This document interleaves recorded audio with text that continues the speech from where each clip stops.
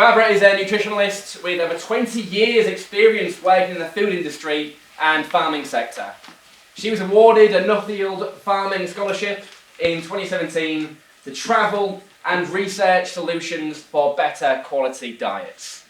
The speech entitled, Our Food Environment, Making the Healthy Choice the Easy Choice. Please welcome to the stage, Barbara Bray, everybody!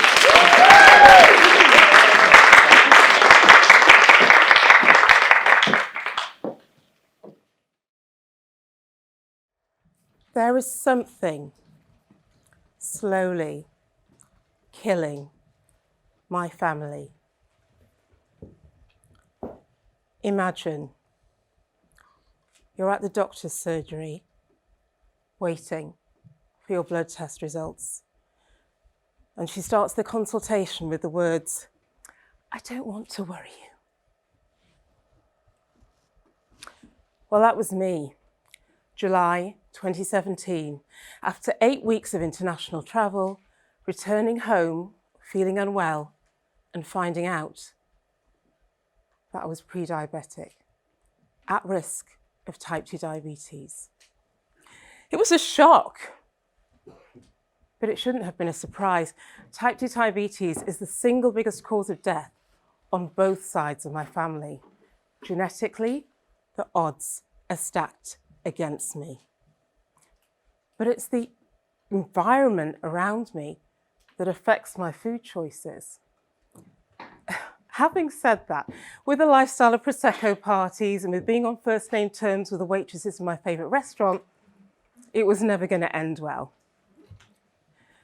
I had a further 6 weeks of international travel to do, so no time for self-pity. I had to get on with it.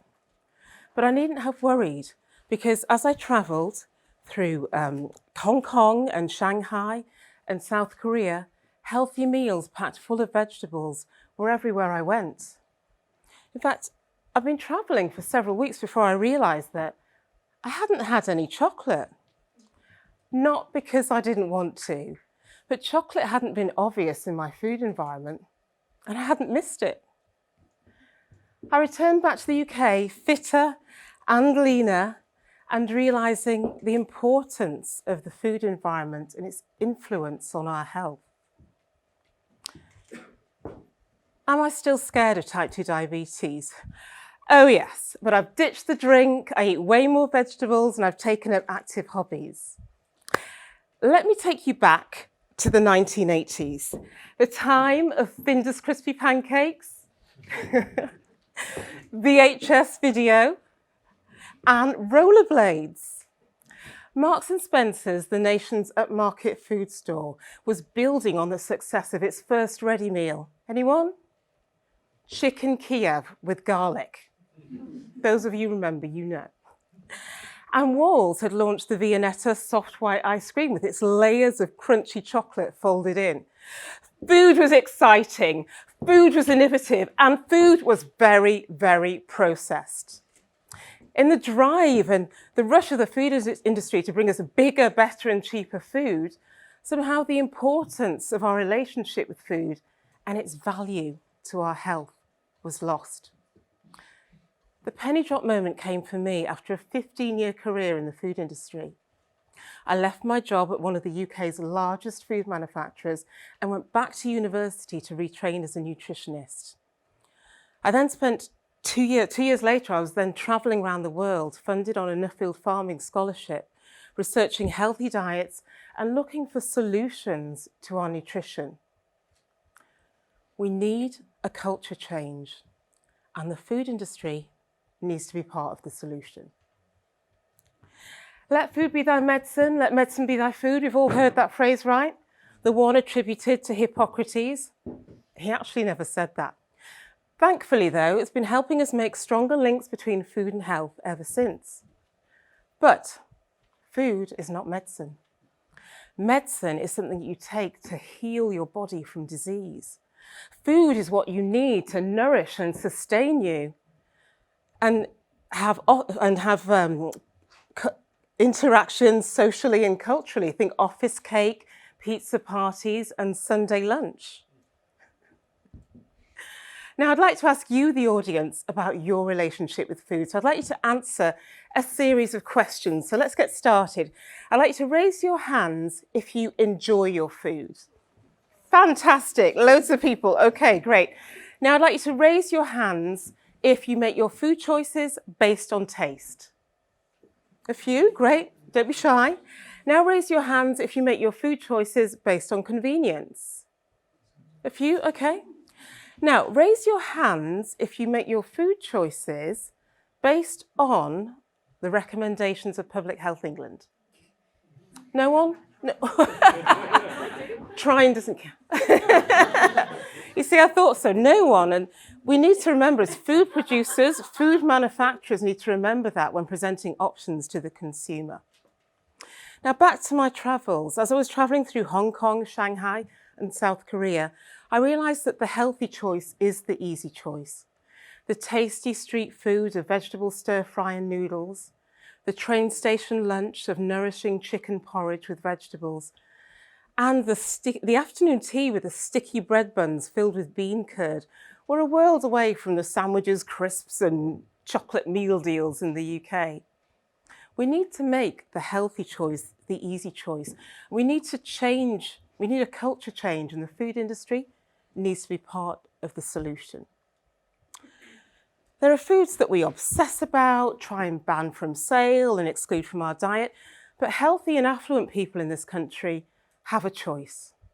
They have a choice because where you live determines the quality of your health. Healthy and affluent people have a choice because they can avoid some of the damage caused by a modern lifestyle. And healthy and affluent people have a choice because they can afford to buy better quality food. But here's the thing. In the UK, not everyone is healthy and affluent. We have a diverse population with a wide range of needs. We have a Black, ethnic and minority population genetically at higher risk of type 2 diabetes. We have an older adult population at higher risk of malnutrition. And we have a teenage population at higher risk of hidden hunger. Despite overweight and obesity, all that extra food that they're eating is not giving them enough fibre, enough folate, iron, and vitamin A. We need a culture change, and the food industry needs to be part of the solution. It's about taking food from our farms, putting it through our factories without stripping the fibre, vitamins, and minerals from it. It's about having a dialogue about positive food with consumers. Google HQ, for example, in their canteen, they make the healthy choice, the easy choice, more attractive for their people in their company. In China, I saw how in supermarkets, food is actually cooked to order in store and people can sit, eat, relax and digest their food. In New Zealand, I saw an industry project where an organisation called the Chip Group was helping fast food restaurants and teaching them how to cook chips properly. They were teaching them to use the right oil temperature, change the oil frequently, and just take 2 or 3 chips out of each portion to standardise the portion size and reduce the calories. And in Singapore, the home of street food, people pour out of their offices in the evening at the end of the day and sit down on the low wooden benches in front of the street food kiosks where they can enjoy a healthy meal with their friends and their colleagues. The government there promotes that the street food vendors create healthy meals and they monitor them to make sure that they're hygienic and they're safe.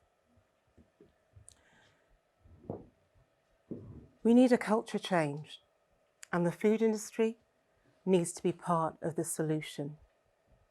The geneticist Giles Yeo said, your genes are like a hand of cards in poker. Some are good and some are bad. You can't change that. But how you play your cards is down to lifestyle and environment, and that you can change. But changing the food environment is absolutely crucial to our personal lifestyle change. And it's a challenge that's well within our grasp. The UK was voted in the top 5 countries for innovation by the Global Innovation Index last year. We have the tools that we need to fix this. The food industry must be part of the solution. Imagine